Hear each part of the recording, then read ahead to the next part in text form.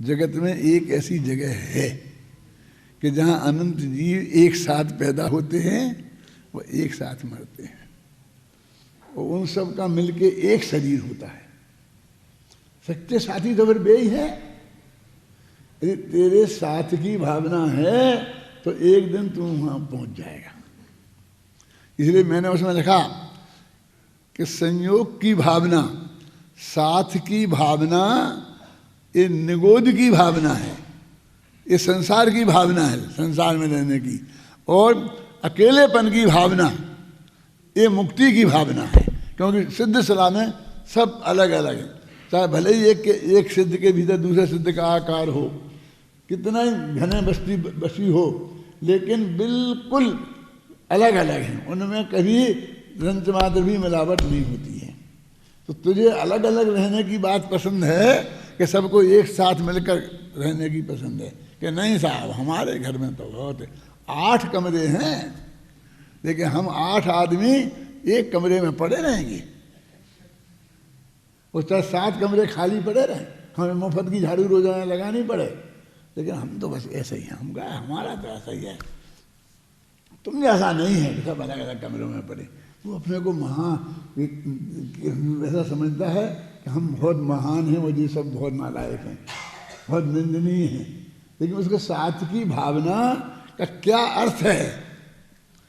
अब ये बार बार सहयोग पर के सहयोग, तो ये तो निगोद भी भावना है। ये अकेलापन तेरे को क्यों नहीं सुहाता?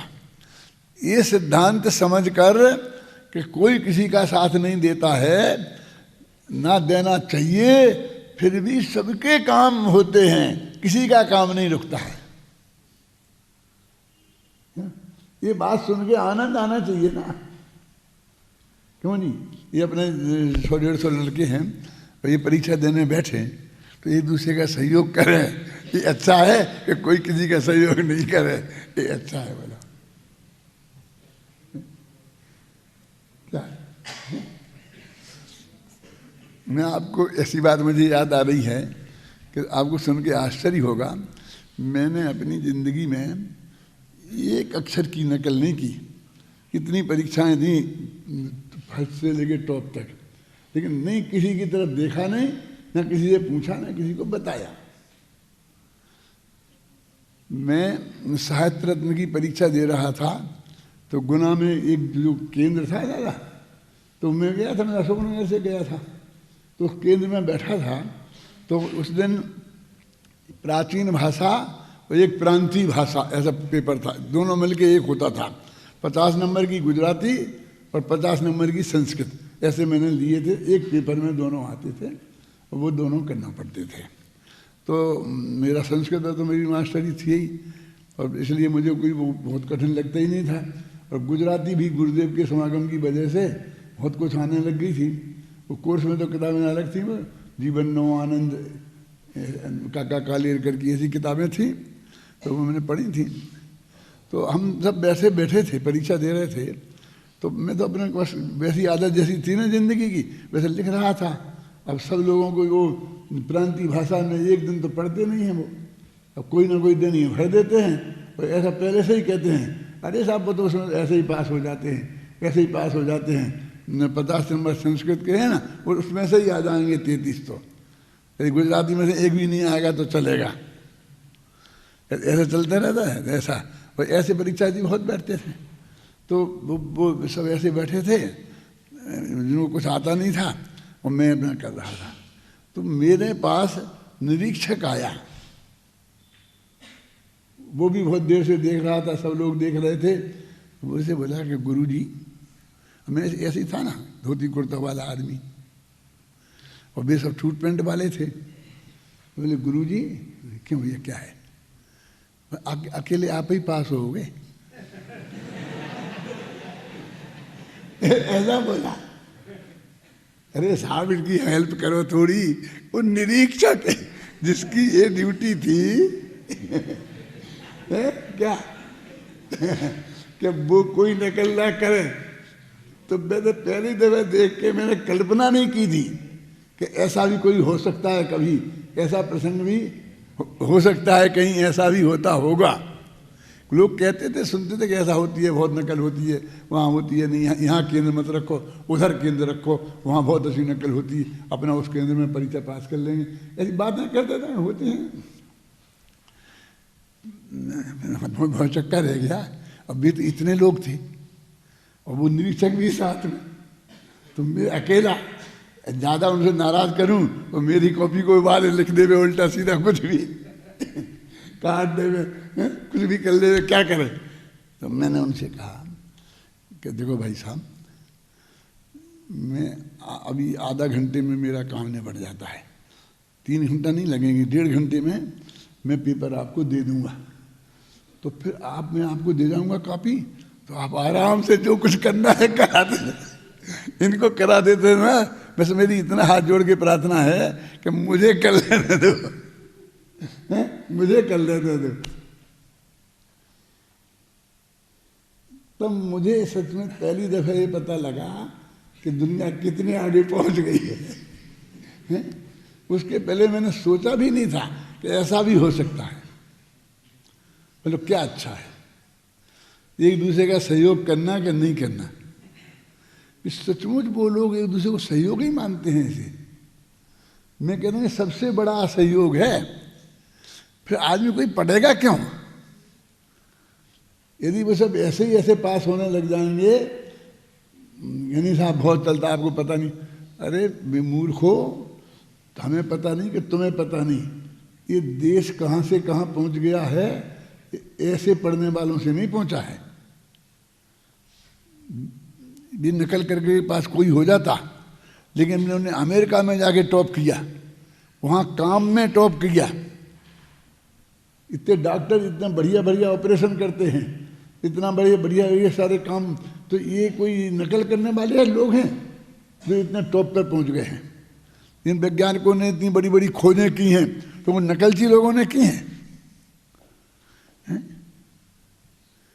सोचो आप एक दफे, वो हम जैसे लोगों ने की है। जितने टॉपर से जिस क्षेत्र में हैं, वे सबसे अधिक ईमानदार लोग हैं। ये वैज्ञानिकों को आप देखो, कभी सोच नहीं सकते कहाँ लेना, अपने काम में मस्त रहते, 24 घंटा उन्हें दूसरी तरफ देखने की फुर्सत नहीं है, न रोटी खाने की पता है, न इसका पता। तब जाकर जो इतने इतने बड़े बहिष्कार करते हैं। उनके लिए जो राजनीतिक लोग कुत्तों जैसे लड़ते हैं ना, उससे उनको कैसा लगता है।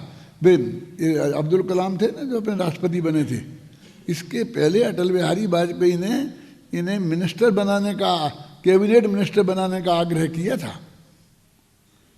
उन्हें कहते नहीं मुझे क्या करना, मेरा क्या मैं क्या करूँगा, मुझे नहीं करना, ठुकरा दिया था उन्होंने, नहीं बना। उनको कुछ लेना देना नहीं है। अभी वो एक वैज्ञानिक है ना, अभी ताजा, उसको वो दिया गया पुरस्कार, कौन, भारत रत्न, तुम्हारे तेंदुलकर के साथ में। अब यहाँ गलिया हो रही, सारा देश तेंदुलकर तेंदुलकर तेंदुलकर के घर वाले तेंदुलकर। अब सब पत्रकार आ रहे, भाई साहब आपको कैसा लग रहा है? अरे मेरे को क्या बताऊँ, बहुत अच्छा लग रहा, बहुत अच्छा लग रहा। क्या ऐसा क्या है जी? पर उसको दिया क्या, भारत रत्न। तो उसने कहा कि क्या ये खिलौना पकड़ाते हो मेरे को? अरे जिस वैज्ञानिक जो शोध में हम इतना दिन रात काम कर रहे हैं, इसके लिए पर्याप्त बजट चाहिए, तो हम 10 गुना काम करके बता सकते हैं। तो वो तो तुम देते नहीं हो, तो ये खिलौना हमें बतलाते हो, नहीं चाहिए मुझे।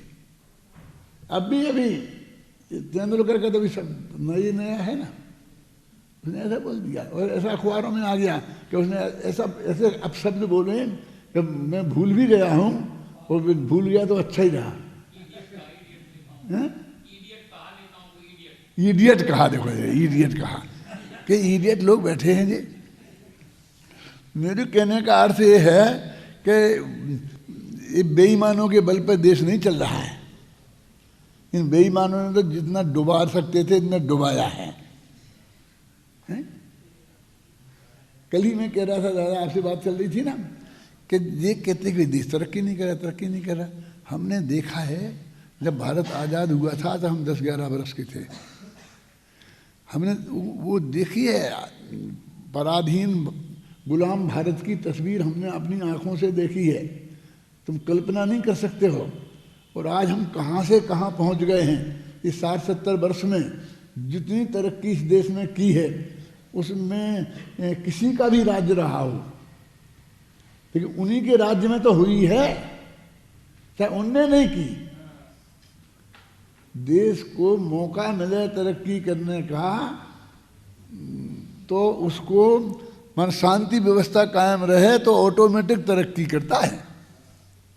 किसी की जरूरत नहीं है, तरक्की करने वाले लोग जुदे हैं।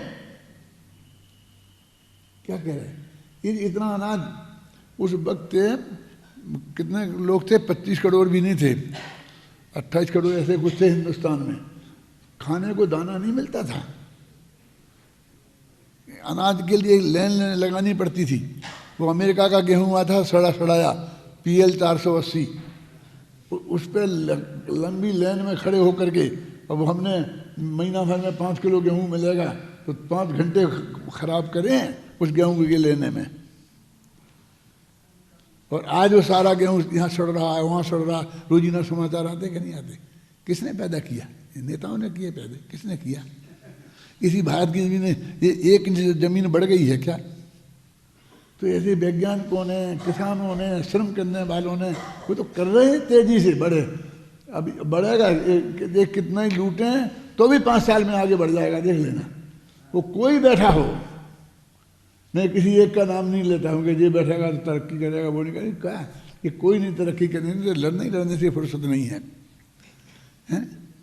अब उस एक बेवकूफ़ ने 15 दिन इस बात में निकाल दिए कि मैं तो दोबारा जनता से पूछूंगा कि मैं बनूँ कि नहीं बनूँ। अरे बेवकूफ़, ये तुम 15 दिन में कुछ करके बताता ना, तुझको बनने का मौका मिला था तो तुम करके बता ना कुछ।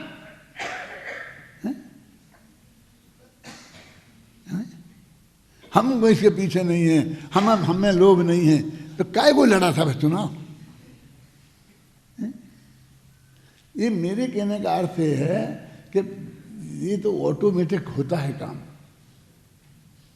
हमारे जो बड़े बड़े कवि हुए ना, ये टोडरमल जी जैसे, इन सब की पुरानी किताबों में देखना, बड़े मंदिर में जाके देखना, निकाल के हस्तलिखित ग्रंथ है, तो उनके अंत में एक वाक्य हर एक में लिखा मिलेगा कि फलां राजा के राज्य में शांति कायम रही तो मैं ये ग्रंथ लिख सका, इसलिए मैं उसका अनंत उपकार मानता हूँ। मुसलमान राजाओं के नाम हैं कि इस राजा के राज्य में यानी शांति व्यवस्था की कितनी कीमत है। तुम और कुछ नहीं करे ये गवर्नमेंट, सिर्फ शांति व्यवस्था कायम रखे, लूटपाट नहीं हो, यानी काम करने वालों को काम करने दें। देखो भाई कितनी तरक्की होती है। अरे विद्यार्थियों को पढ़ाने की जरूरत नहीं है, पढ़ने दें ना शांति से। ये सुबह से शाम तक देखो निकलेंगे, टॉपर्स निकलेंगे, लेकिन शांति से रहें तो, पढ़ें तो, लड़े नहीं, झगड़े नहीं। ये हमने इनको एक ऐसा मौका दें कि ये अपना काम कर सकें। होता है काम किन लोगों ने किया, कैसे होता है, वस्तु के स्वरूप में पड़ा हुआ है, ऑटोमेटिक है सब। अभी इसको स्वीकार नहीं है, बस मैंने किया। इसको तो ये बता दो कि हाँ आपने ये किया, आपने ये किया, आपने ये किया, आपने ये किया, बस खत्म। ये चाहिए। कहाँ हो गया आपने? बोलो भाई, लाइन कौन सी थी? 32-33।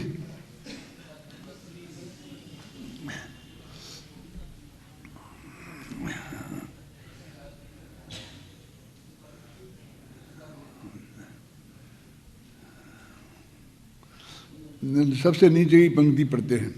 इस प्रकार स्व और पर से मैं सहज सिद्ध भिन्नता होने पर भी इस भगवान आत्मा और इससे भिन्न पर पदार्थों के बीच जो अनिवार्य ज्ञाता ज्ञेय संबंध है वह तो है ही। यद्यपि इस ज्ञाता ज्ञेय संबंध में कोई पराधीनता नहीं है, क्योंकि दोनों के बीच की वज्र की दीवार कायम रहते हुए भी ज्ञायक आत्मा उन्हें जान लेता है और वे ज्ञेय पदार्थ उसके ज्ञान में सहज ही आ जाते हैं। उन्हें जानने के लिए आत्मा को उनके पास नहीं जाना पड़ता और न उन्हें आत्मा के नज़दीक आना पड़ता है। ऐसा वस्तु का स्वभाव है। देखो यानी इतनी सरल व्यवस्था, ये इसको स्वीकार नहीं है। नहीं ऐसा कैसे हो सकता है, ऐसा कैसे हो सकता है, ऐसा कैसे हो सकता है। ज्ञान अपने में रह के शांति से जानता रहता है, गे उसके ज्ञान में झलकते रहते हैं। ना उन गेयों को आज तक कोई ये शिकायत हुई कि मेरी ये सब बातें ज्ञान जान गया, इसने सारे ने मुझे बदनाम कर दिया। कभी कोई शिकायत ही नहीं, इनको पता तो नहीं चलता तो फिर मेरे बदनाम तो नहीं होता कम से कम। क्यों नहीं, ऐसी कोई शिकायत नहीं किसी को। और ना ज्ञान को ऐसी कोई शिकायत है कभी मेरे में तो इसी इनकी जानने में लग गया और मैंने हे भगवान मेरा मनुष्य इसमें निकल गया। यहाँ की बड़ी बड़ी पंडितों ने ऐसा कहा, तब मरते मरते वक्त अरे मैं तो दूसरों के उपकार में लगा रहा जिंदगी भर, मैं अपना तो कुछ कर ही नहीं पाया। और हम बहुत गौरव के साथ कहा, उन्होंने अंत समय में ये बात कही। अरे ये बात कही, ये तो अपनी असफलता की घोषणा है कि तूने पर में लगा रहा जिंदगी में। अरे पर में तूने कुछ नहीं किया, कोई कर ही नहीं सकता, तूने कुछ किया ही नहीं। लेकिन उसे तो ये सुनना है कि हाँ बहुत किया बहुत किया बहुत किया। नहीं किया ये सुनना ही नहीं है। दिक्कत तो ये है ना। यद्यपि दोनों का यह सहज स्वभाव ही है, इसमें किसी प्रकार की पराधीनता नहीं है, तथापि कुछ अज्ञानियों को ऐसा लगता है कि ज्ञान में गेयों के आ जाने से वे गेय ज्ञान रूप ही हो गए, तथा कुछ अज्ञानियों को ऐसा लगता है कि गेयों को जानने के कारण ज्ञान गेय रूप ही हो गया। इस प्रकार एक स्व का अपलापक हो जाता है, स्व का नाश करने वाला, और दूसरा पर का अपलापक हो जाता है। शादवादी इस परम सत्य को भली भांति जानते हैं, अतः दोनों अपेक्षाओं को भली भांति मानकर परम सत्य को प्राप्त कर लेते हैं। कि वह कौन सा परम सत्य है जिसे जान लेने से शादवादी परम सत्य को प्राप्त कर लेते हैं। 4 लाइनें पढ़ लेते हैं। यही कि पर को जानने मात्र से ना तो ज्ञान पर रूप होता है और न ज्ञान में जानने में आने से गेय ज्ञान रूप होते हैं। दोनों की सत्ता पूर्णता भिन्न भिन्न ही रहती है और उसमें परस्पर एकत्व ममत्व कर्तृत्व भोक्तृत्व भी स्थापित नहीं होता। अब ये अपने चार बोल हो गए। अब 5वां 6वां कल चलेगा। 5वां और 6वां बोल चलेगा, पेज नंबर 233 है ना। अभी तक पहला और दूसरा तत्व अतत संबंधी बोल चला, फिर दूसरा एक और अनेक संबंधी बोल चला, ऐसे 4 हुए।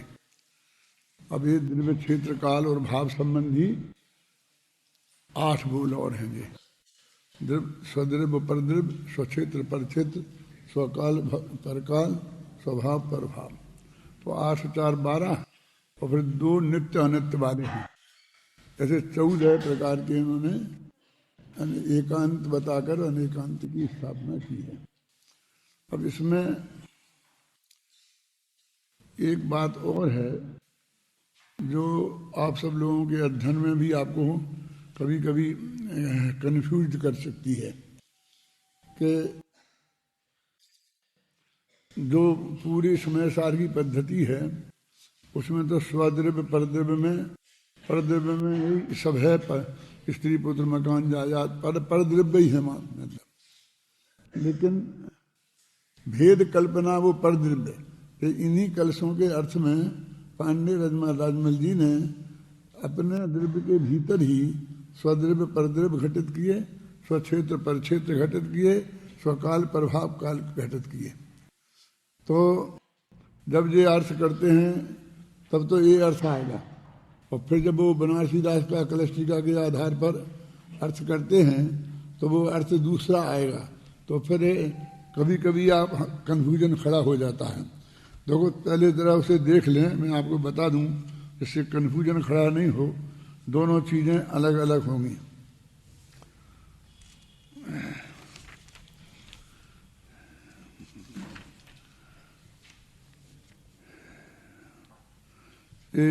पेज नंबर 238 निकालो।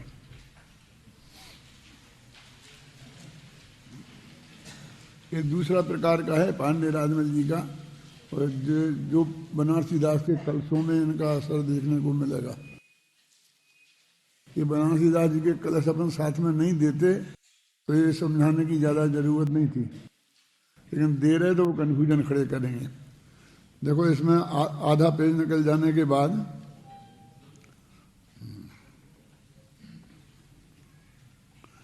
इसमें देखा परद्रव्य क्या है। परद्रव्य माने सविकल्प भेद कल्पना, है ना। ऊपर ऊपर से 3 लेने ऊपर से देखो, उनका लक्षण स्वद्रव्य माने निर्विकल्प मात्र वस्तु, ये स्वद्रव्य का, और परद्रव्य माने सविकल्प भेद कल्पना। एक में निर्विकल्प आत्मा है वो स्वद्रव्य, और आत्मा में ही भेद की कल्पना करी तो वो परद्रव्य हो गया, है ना। और स्वक्षेत्र माने आधार मात्र वस्तु का प्रदेश, स्वकाल माने वस्तु मात्र की मूल अवस्था, और स्वभाव माने वस्तु की मूल सहज शक्ति।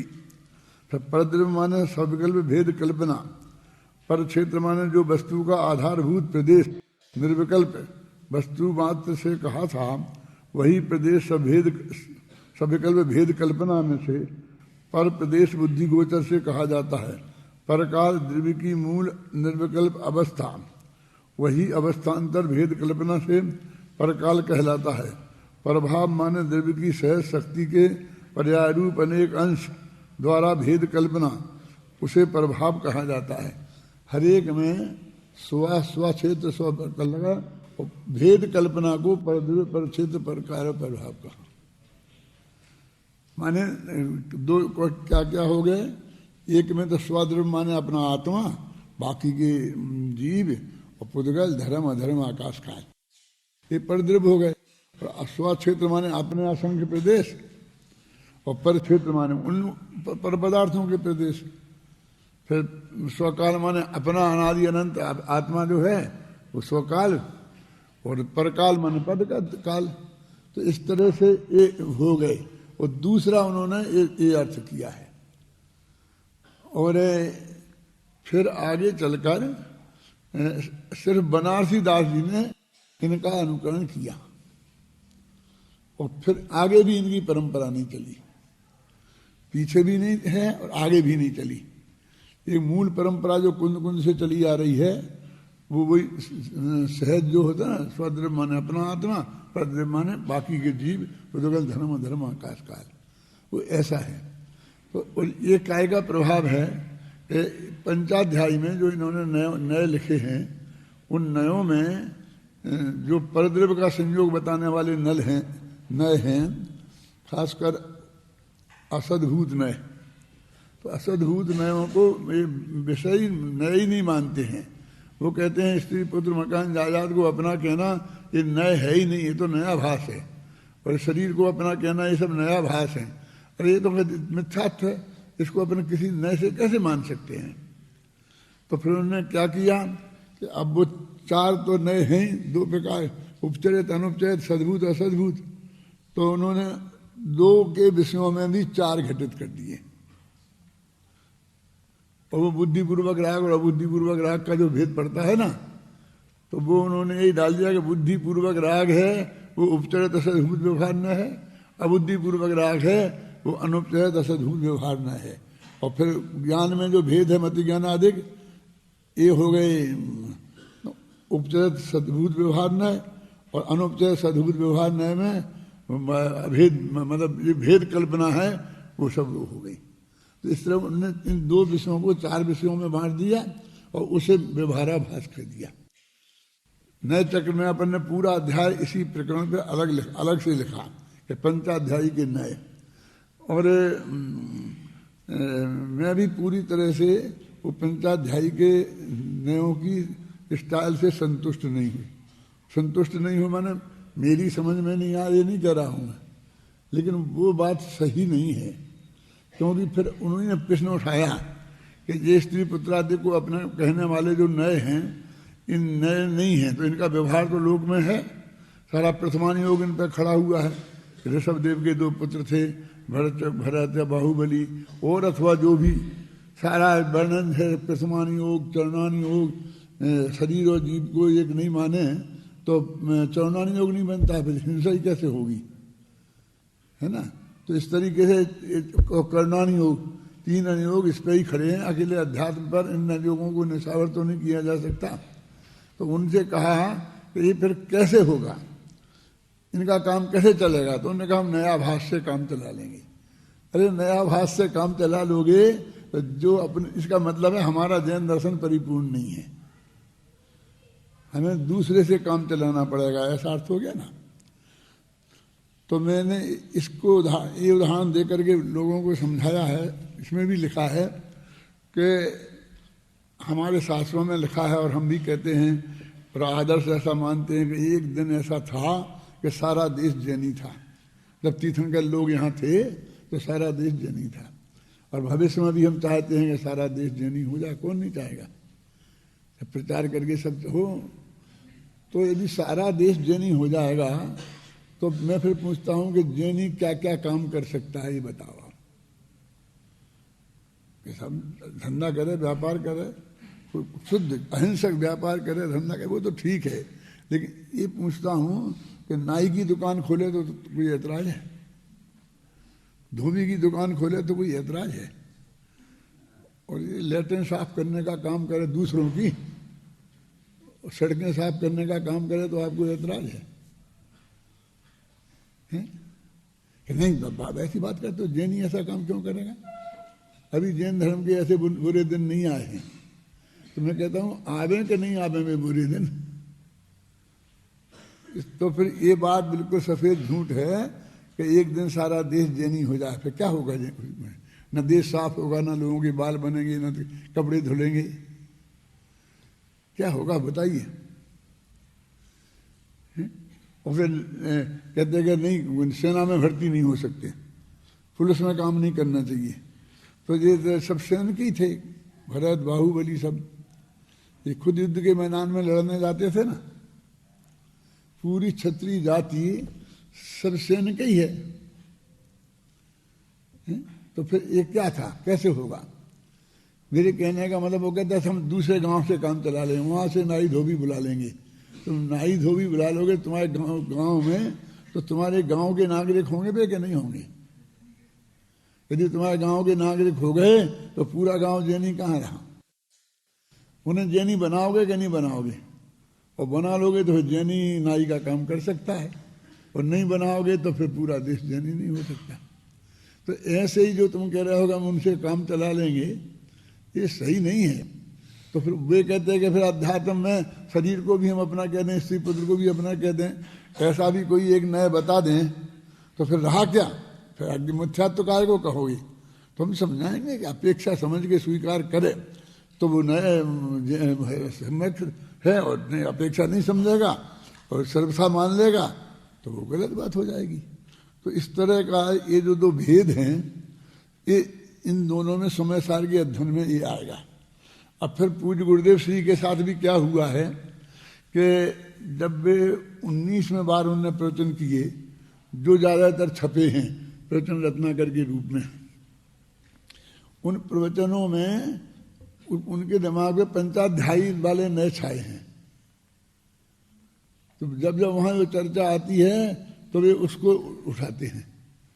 तो जब इन्हें कलशों पर व्याख्यान किए गुरुदेव ने, तो तब उन्होंने कलश टीका के आधार पर यहाँ उठाए और इस तरह इन पर व्याख्यान किए। तो अभी जो छपे हैं, जो जिनने प्रवचन रत्नाकर से पढ़ा, उन सबके दिमाग में ये नए छाए हुए हैं। और फिर गुरुदेव ने इनका अर्थ भी किया